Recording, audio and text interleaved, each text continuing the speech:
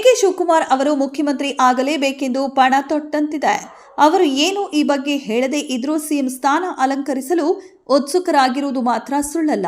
ಇದೀಗ ಡಿಕೆಶಿ ಮುಖ್ಯಮಂತ್ರಿ ಆಗಲೇಬೇಕು ಎಂಬ ಹಿನ್ನೆಲೆಯಲ್ಲಿ ಅಖಿಲ ಕರ್ನಾಟಕ ಡಿಕೆ ಶಿವಕುಮಾರ್ ಅಭಿಮಾನಿಗಳ ಸಂಘದ ಸದಸ್ಯರು ಪೂಜೆ ಹೋಮದ ಮೊರೆ ಹೋಗಿದ್ದಾರೆ.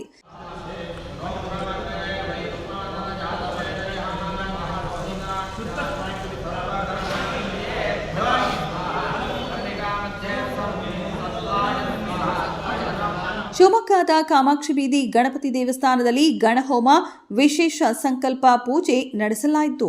ಶತ ರುದ್ರಾಭಿಷೇಕ, ಶತ ಚಂಡಿ ಪಾರಾಯಣ ಹಾಗೂ ಈಡುಗಾಯಿ ಪೂಜೆ ಸಲ್ಲಿಸಿದ್ದಲ್ಲದೆ ಮೋದಕ ದ್ರವ್ಯ 108 ಕಾಯಿ ಸಹಿತ ಗಣಹೋಮ ಪೂಜೆ ನೆರವೇರಿಸಲಾಗುತ್ತಿದೆ. 10ಕ್ಕೂ ಹೆಚ್ಚು ಋತ್ವಿಜರಿಂದ ಈ ಗಣಹೋಮ ನಡೆದಿದೆ.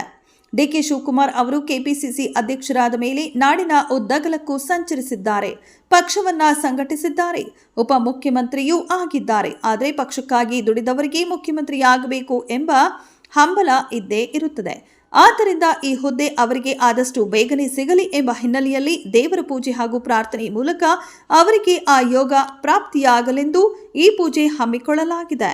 ಆರ್ ಮೋಹನ್, ಕೆಪಿಸಿಸಿ ರಾಜ್ಯ ಸಂಯೋಜಕ.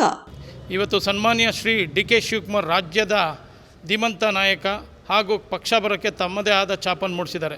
ಹಿಂದುಳಿದ ಮತ್ತು ಅಲ್ಪಸಂಖ್ಯಾತರ ಆಶಾಕಿರಣ, ಬಡವರ ಬಂಧು ಹಾಗೂ ಕಾರ್ಯಕರ್ತರ ಆಶಾಕಿರಣ. ಇವತ್ತು ಈ ರಾಜ್ಯದ ಮುಖ್ಯಮಂತ್ರಿ ಆಗಲಿ ಅಂತೇಳಿ ಅಖಿಲ ಕರ್ನಾಟಕ ಡಿ ಕೆ ಶಿವಕುಮಾರ್ ಅಭಿಮಾನಿ ಬಳಗದ ವತಿಯಿಂದ ಶಿವಮೊಗ್ಗ ಜಿಲ್ಲೆಯಲ್ಲಿ ನಗರದಲ್ಲಿರುವಂಥ ಸರ್ವಸಿದ್ಧಿ ವಿನಾಯಕ ದೇವಾಲಯದಲ್ಲಿ ಮೋದಕ ದ್ರವ್ಯದೊಂದಿಗೆ 108 ಕಾಯಿಯ ಗಣಹೋಮ ಮತ್ತು ಚಂಡಿಕಾ ಪಾರಾಯಣ ಹಾಗೂ ಶತರುದ್ರಾಭಿಷೇಕ ಹಾಗೂ ಪ್ರಸಾದ ವಿನಿಯೋಗವನ್ನು ಇಟ್ಕೊಂಡಿದ್ದೀವಿ. ಈ ಒಂದು ಸಂಕಲ್ಪ ದೇವರಿಗೆ ಮುಟ್ಟಿ ಅವರಿಗೆ ಒಂದು ಮುಖ್ಯಮಂತ್ರಿ ಆಗುವಂಥ ಯೋಗ್ಯತೆ ಇದ್ದರೆ ಸಾಲದು, ಯೋಗ ಇರಬೇಕು.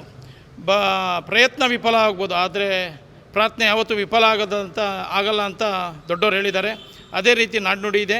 ಆ ನಾಣ್ಣುಡಿಯಂತೆ ಅವರು ಈ ರಾಜ್ಯದ ಮುಖ್ಯಮಂತ್ರಿ ಆದರೆ ಇದೇ ಜಾಗಕ್ಕೆ ಕರೆಸಿ ಅವ್ರ ತೂಕ ಎಷ್ಟಿದಾರೋ ಅಷ್ಟು ಮೋದಕ ದ್ರವ್ಯದ ತುಲಾಭಾರ ಮಾಡ್ತೀವಿ ಅಂತ ಸಂಕಲ್ಪ ಕೂಡ ಮಾಡಿಸಿದ್ದಾರೆ ಅರ್ಚಕರು.